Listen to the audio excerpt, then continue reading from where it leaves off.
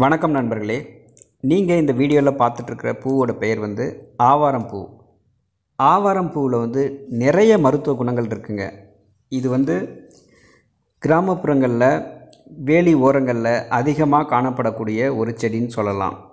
இதை நாட்டு மருந்து கடையில் இந்த பூவை பொடியாக்கி காஞ்ச நிலையிலையும் விற்பனை செஞ்சுட்டு வராங்க. இந்த ஆவாரம் பூ சாப்பிட்றதுனால நமக்கு என்னென்னலாம் மருத்துவ குணங்கள் இருக்குது அப்படின்னு தெரிஞ்சுக்கிட்டிங்கன்னா கண்டிப்பாக நீங்கள் எங்கேயா இருந்தாலும் இதை தேடி பிடிச்சி வாங்கி சாப்பிட ஆரம்பிச்சிருவீங்க. அவ்வளோ நன்மைகள் இருக்குங்க. இயற்கை நமக்கு கொடுத்த ஒரு வரம்னே சொல்லலாங்க. பொதுவாக இந்த காலத்தில் கூந்தல் பிரச்சனை எல்லாருக்குமே இருக்குங்க. ஆண்கள் பெண்கள் 2 பேருக்குமே. அவங்களுக்கு இந்த ஆவாரம் பூ இருக்கு இல்லையா, இந்த ஆவாரம் பூ ஒரு 100 கிராம், வெந்தயம் ஒரு 100 கிராம், கொஞ்சம் பைத்தம்பருப்பு கொஞ்சம், இதெல்லாம் கலந்து நல்லா மெஷினில் அரைச்சிக்கோங்க.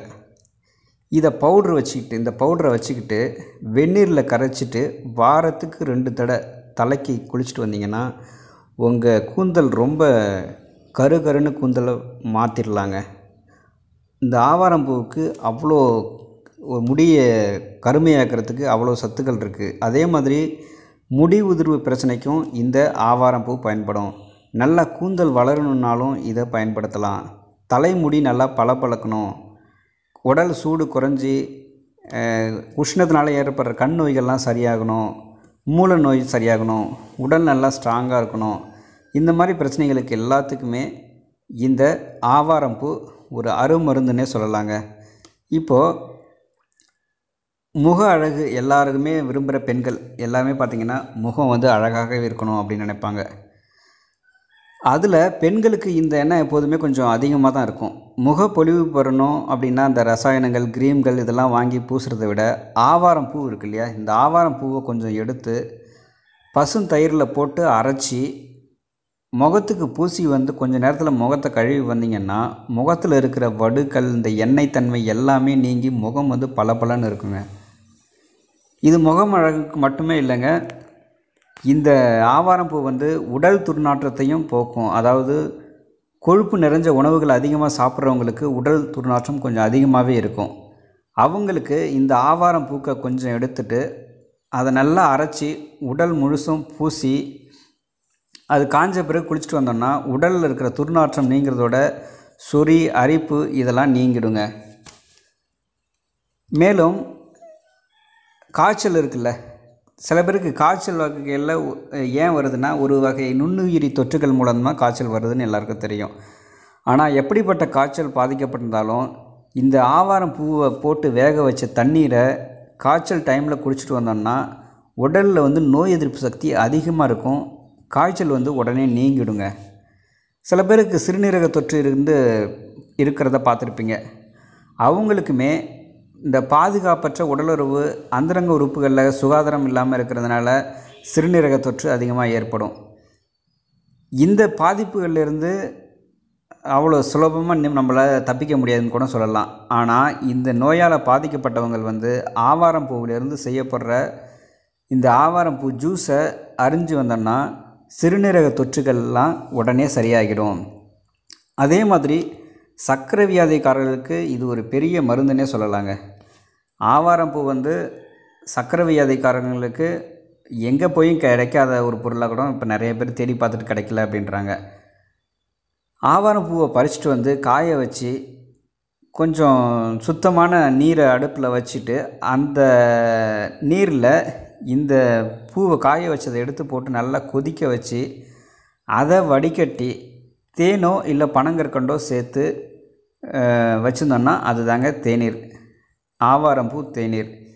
இந்த ஆவாரம் பூ டீயை டெய்லி சர்க்கரை வியாதிக்காரங்க குடிச்சிட்டு வந்தோன்னா நோய் ரொம்ப கட்டுப்பாட்டில் இருக்கும், உடலுக்கு நல்ல பலத்தை கொடுக்கும். பனங்கற்கண்டு வேறு எந்த இனிப்புமே சேர்க்காமல கூட இந்த பூவோட டீயை குடிக்கலாங்க. அதே மாதிரி உடல் வறட்சி, அதாவது நீர் இல்லாமல் உடத்தில் வெப்பம் அதிகமாக இருக்கிற காலங்களில் உடலுக்கு தேவைப்படுற நோய் எதிர்ப்பு சக்திகள் ஏற்படும். அப்போ நீர் இல்லாமல் உடம்பு வறட்சியாக இருக்கும். இந்த காலத்தில் பார்த்திங்கன்னா ஆவாரம் பூவை ஊற வைக்கப்பட்ட தண்ணீரை போட்டு நல்லா குடித்தோன்னா நீர் வறட்சி போக்கும். அது மட்டும் இல்லாமல் இந்த கல்லீரல் வயிறு பிரச்சனைகள் இருக்கிறவங்களுக்கு இந்த ஆவாரம் பூவை வந்து பச்சையாகவே சாப்பிட்டு வந்தால் வயிற்றில் இருக்கிற குடலில் இருக்கிற நச்சுக்கள்லாம் முழுதும் வெளியேறி வயிறு சம்பந்தமாக இருக்கிற நோய்கள் எல்லாமே சரியாயிடும். இந்த ஆவாரம் பூ டீ சாப்பிட்றதுனால கல்லீரலில் இருக்கிற நச்சுக்கள்லாம் விலகி கல்லீரல் நல்லா ஸ்ட்ராங்காக இருக்கும். இது வந்து மஞ்சள் காமாலை நோயை கூட எதிர்காலத்தில் ஏற்படாமல் இருக்கிறதுக்கு இது பயன்பெறுங்க. அதே மாதிரி இது ஒரு கிருமி நாசினியாக கூட பயன்படுது. ஆவாரம் பூவை நல்லா அரைச்சிட்டு உடம்பில் இருக்கிற புண்கள் காயங்கள் மீது தடவிட்டு வந்தோன்னா உடனே புண்ணெல்லாம் ஆறிடும். இந்த பூவில் இயற்கையிலேயே கிருமி நாசினி தன்மை கொஞ்சம் அதிகமாகவே இருக்குது. இந்த பூக்களை அப்பப்போ பக்குவப்படுத்தி சாப்பிட்டு வர்றதுனால உடலில் தொற்று கிருமிகளால் ஏற்படுற பாதிப்புகள் வந்து ஏற்படாது. கெட்டுப்போன உணவுகளை சாப்பிட்றதுனால ஏற்படுற பாதிப்புகளையும் குணப்படுத்தும் இந்த ஆவாரம் பூ. அது மாதிரி பெண்கள் மாதவிடாய் காலங்களில் ஏற்படுற அதிகப்படியான இரத்தப்போக்கு, அடி வயிற்றில் வலி இந்த மாதிரி இருக்கிறவங்களுக்கு இந்த ஆவாரம் பூவை கூட்டு போல் செஞ்சு சாப்பிட்டு வந்தோம்னா மாதவிடாய் காலத்தில் அதிக இரத்தப்போக்கு ஏற்படுறது நிற்கும். அடி வயிற்றில் ஏற்படுற வலி குறையும்.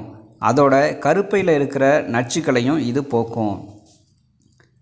மழை காலங்களில் பார்த்திங்கன்னா சிலருக்கு கஞ்சைவிட்டிஸ், சுருக்கமாக கூறணுன்னா மெட்ராஸை அப்படின்னு சொல்லுவாங்க. இது கண் சம்பந்தமான வியாதி எல்லாருக்கும் வரும். இந்த பாதிப்பு ஏற்படுற காலங்களில் ஆவாரம் பூவை நல்லா அரைச்சி அதோட சாத்தை சில துளிகளை வந்து கண்ணில் விட்டு வந்தோம்னா கண்களில் இருக்கிற கிருமிகள் அழிஞ்சு கண்கள் வந்து மீண்டும் பழைய நிலைக்கு திரும்பி வரும். இது மாதிரி ஆவாரம் பூவில் நிறைய மருத்துவ பயன்கள் இருக்குங்க. உங்கள் ஊரில் கிடச்சிதுன்னா இதை பறித்து நீங்கள் நான் சொன்ன மாதிரி எடுத்து சாப்பிடுங்க. உங்கள் ஊரில் கிடைக்கல அப்படின்னா இந்த பூ வேணும் அப்படிங்கிறவங்களுக்கு கமெண்ட்ஸில் உங்கள் நம்பர் கொடுங்க. கண்டிப்பாக நாங்கள் உங்களுக்கு கால் பண்ணி உங்களுக்கு இந்த பூவை நேரடியாக தர்றதுக்கு ஏற்பாடு பண்ணுறோம். நன்றி.